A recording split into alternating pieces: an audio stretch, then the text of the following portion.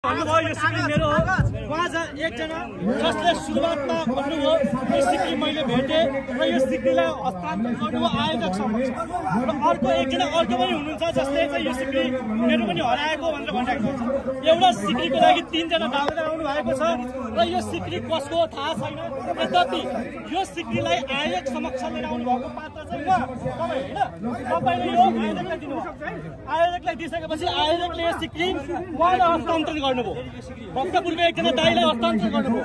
भक्तपुरको यो दाइलाई हस्तान्तरण गरिसकेपछि अचानक फेरि यो दाइ आउनुभयो र उहाँ दाइले भनिराख्नु भएको छ यो सिक्री मेरै हो, मैले हराएको छु।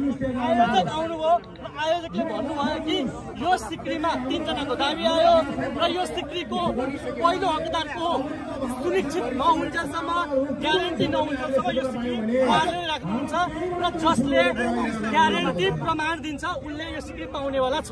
तथापि यो सिक्रीमा के छ भन्ने कुरा न पूर्ण रूपमा उहाँलाई थाहा छ, न पूर्ण रूपमा उहाँलाई थाहा रहेछ, न पूर्ण रूपमा उहाँलाई थाहा रहेछ। म फेरि पनि सोध्न चाहन्छु यो सिक्रीमा के छ भनेर तपाईँलाई थाहा छ? उहाँले होइन भनिसक्नु भयो। तपाईँलाई थाहा छ यो सिक्रीमा के छ?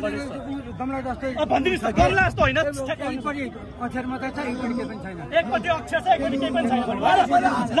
एकपट्टि के छ भन्नुहोस् त? यो सिक्रीमा के छ? यो सिक्रीको यो लकेटमा के राखेको छ? दुईपट्टि देउडी छ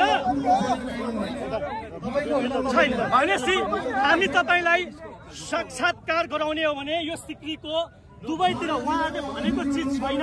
तथापि हामी क्यामेरामा चाहिँ देखाउँछौँ र यो चिज चाहिँ आयोजकले भेरिफाई गरेर यसको बिल के हो, कहाँबाट आएको हो, हेर्दाखेरि लेडिज जस्तो देखिएको छ जेन्ट्सको सिक्री भन्दा पनि। र आयोजकले के भन्नुहुन्छ यसमा त्यो पनि हामी हेर्छौँ, किनकि भर्खरै मात्र आयोजकले यसलाई उद्घोष गरेर पुरस्कृत गर्नुभएको थियो, 5,000 नाम दिनुभएको थियो, उहाँले पाउनु भयो, भेट्नुभयो भनेर दाबी पनि गर्नुभयो। तर फेरि अहिले चाहिँ पाउनुभयो तर उहाँले चाहिँ मेरो सिक्री होइन रहेछ भनेर भनिसक्नु भएको छ। अब यसबारे चाहिँ आयोजकले के भन्नुहुन्छ उहाँसँग पनि हामी बुझ्न प्रयास। यसलाई सत्य तथ्य रूपमा बुझ्नुपर्ने भयो। यो सिक्री जसको हराएको हो उहाँहरूको पनि हो भन्ने प्रुफ चाहिँ उहाँले दिन सक्नु भएन।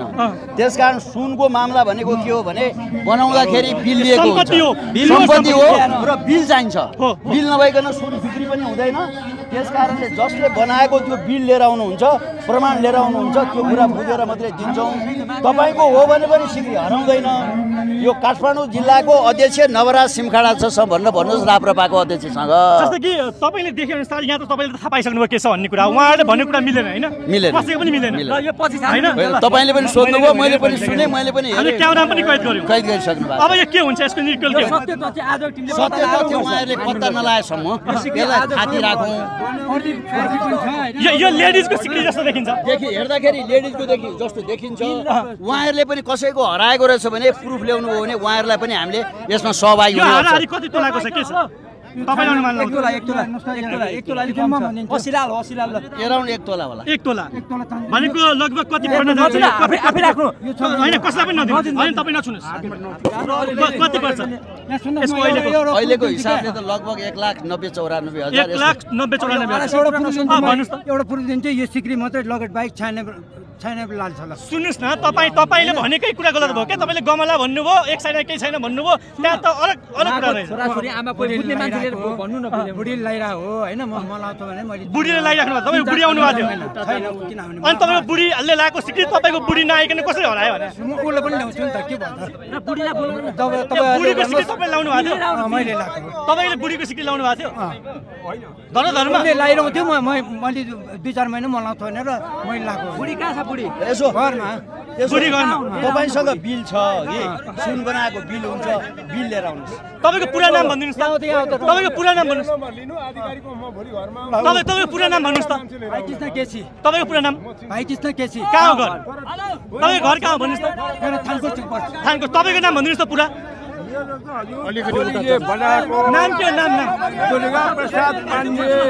कहाँ घर नुवाकोट मलानपुर बेलकोट गढी 13 बुझिरहेको नि बेलकोट गढी 13 अहिले हाल यहाँ कपुरधारा बस्छु यो सिक्री बना छोरीले छोरी छिनी हिँडै सुनिरहेको नि भाइ तपाईँको नाम भन्नुहोस् त पुरा कृष्णमान दिवाकर भक्तभर तपाईँको त होइन भन्ने कुरा प्रमाणित भइसक्यो होइन तपाईँले मानिसक्नु त किन लिन जानुभयो त फेरि यसो हेरेँ मैले घोषणा हेरेँ मैले तपाईँको हराएको थियो चेन्ज पछि माथि चेन्ज हेरेँ मैले लकेटमा चाहिँ मेरो गणेश थियो त्यो गणेश थिएन मैले दिएँ ए तपाईँले थाहा नभइकन लिन जानुभयो सिधै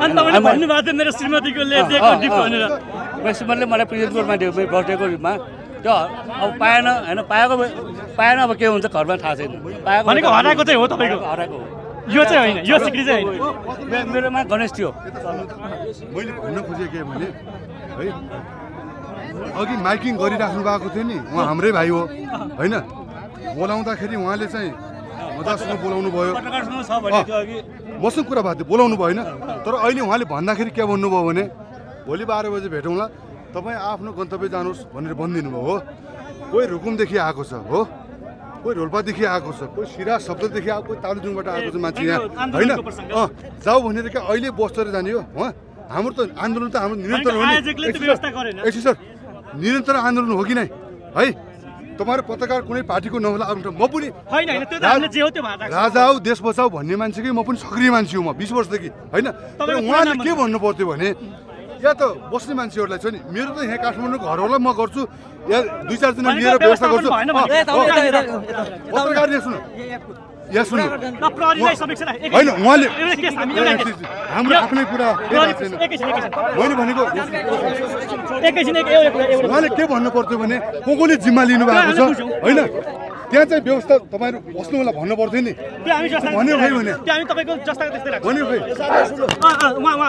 यो सिक्री मैले उहाँहरुको जिम्मा लगाए कुरा भन्नुहुन्छ उसले फेरि भन्नुस् अब यो नेपाल प्रहरीको हजुरको शुभ नाम हजुर देवानन्द मिश्र तपाईको यही हो दरबार मार्गमा हो हजुरले देवानन्द मिश्र उहाँले बिल ल्याएको छ उहाँलाई जिम्मा लगाए निष्पक्ष रूपमा जसले बिल ल्याउँछ उहाँले पाउँछ अयो मैले बिल ल्याएर दरबार मार्गमा आएर कुरा राख्दा हुन्छ है तर के काम रहेन बिल लिएर है कसको हो आधिकारिक बिल लिएर दरबार मार्गमा आएर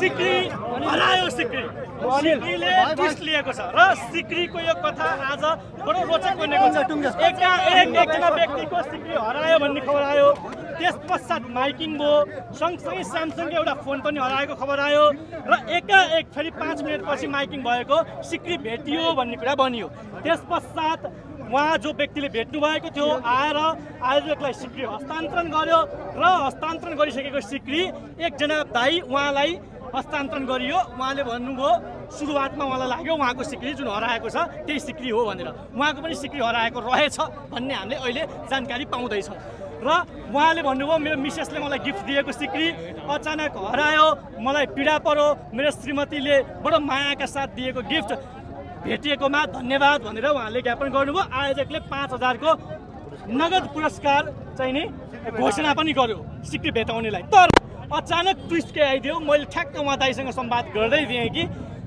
फेरि आयोजकै आउनुभयो र आयोजकले भन्नुभयो यो सिक्री उहाँको रहेनछ भन्नुभयो अब उहाँ पनि अकमकिनु भयो म पनि अकमकिएँ र उहाँलाई सोधियो वास्तवमा तपाईँको सिक्रीमा के थियो तपाईँको सिक्रीको लकेट जुन थियो मैले तपाईँलाई क्यामेरामा पनि देखाएँ के थियो भनेर सोध्दै गर्दा उहाँले त भन्न सक्नु भएन र उहाँले स्वीकार्नु भयो कि यो सिक्री मेरो होइन त्यसपछि उहाँको सिक्रीमा गणेश रहेछ उहाँले दाइले भनिराख्नु भएको छ बडो इमान्दारीपूर्ण तरिकाले उहाँले लगतै स्वीकार्नुभयो कि यो मेरो सिक्री होइन त्यो इमान्दारिताको लागि हामीले उहाँलाई धन्यवाद दिनुपर्छ सँगसँगै अर्को पात्र जसले सिक्री भेटाएर आयोजकलाई दिएका थिए उसले फेरि दाबी गरिरहेछ कि त्यो सिक्री मेरै हो भनेर भनिरहेको छ त्यो चाहिँ अचम्म लाग्यो अब त्यो अचम्म लाग्ने कुरो अचानक उसले आफै सिक्री भेटेर आयोजकलाई दियो र त्यही मान्छेले फेरि भनिरहेको छ यो सिक्री मेरो हो भनेर हामीले सोध्यौँ ठिक छ त्यसो भए त्यो लकेटमा के छ भनिदिनुहोस् उहाँले त्यो पनि भन्न सक्नु भएन भन्नुभयो एक साइडमा गमला छ एक साइडमा केही पनि छैन खासमा त्यहाँ गमला खोला छ न एक साइडमा केही नभएको पनि छ, दुवै साइडमा छ। तर के छ भन्ने कुरा म तपाईँलाई स्क्रिनमै देखाउँछु, तपाईँले त्यही स्क्रिनमा हेर्नु होला। त्यसपछि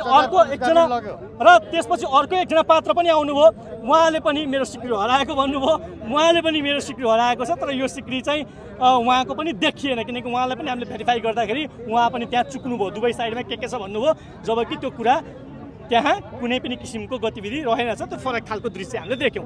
अब यो एउटा सिक्री 3टा दावेदार देखियो, आयोजकले पुरस्कार 500 घोषणा गर्यो, अचानक एकाएक सिक्री रहेनछ कसैको भन्ने कुरा आयो, हामीले तपाईँलाई देखायौँ। र अब यो सिक्री नेपाल प्रहरीको हस्तान्तरणमा गएको छ र नेपाल प्रहरी दरबार मार्गको हस्तान्तरणमा गइसकेको सिक्रीलाई जसले बिल लिएर आउँछ उसैले यो सिक्री पाउने भनेर उहाँहरूले भन्नुभएको छ। नेपाल प्रहरीको हस्तान्तरणमा यो सिक्री गइसकेको छ, उहाँले पाउनु भएको छ। के भन्नुहुन्छ सर, के हुन्छ अब? ठिकै हुन्छ। सम्बन्धित व्यक्ति कसको हो बिल लिएर आउनुहुन्छ, सबै प्रमाण लिएर आउनुहुन्छ, अनि हामी सबै जाँचबुझ गरेर अनुसन्धान गरेर जिम्मा दिन्छौँ है। यो कति 1 तोला जतिको हो? अब यो हामीले भन्न सकिँदैन कति छ प्रमाण बिल लिएर आउनुहुन्छ, हामी दिन्छौँ। दरबार मार्गमा मेरो प्रहरी देवानन्द मिश्र। हजुर जानु अब तितर धन्यवाद दर्शक।